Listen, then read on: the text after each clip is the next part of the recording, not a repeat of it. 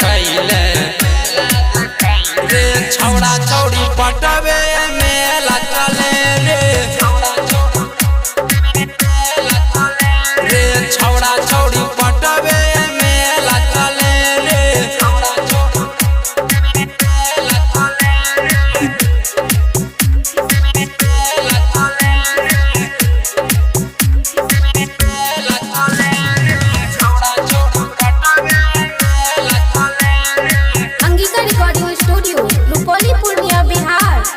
चले जल्दी जलेबी के दुकान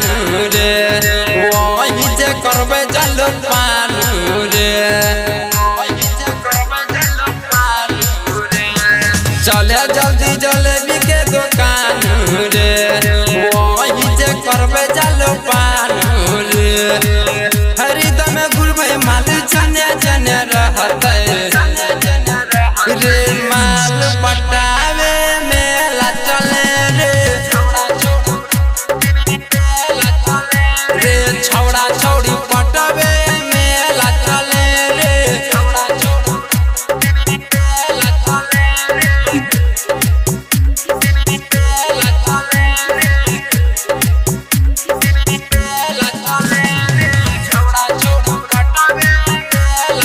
Angika recording studio Rupauli Purnia Bihar.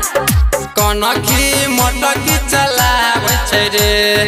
Hit hit माल सब आवे छै रे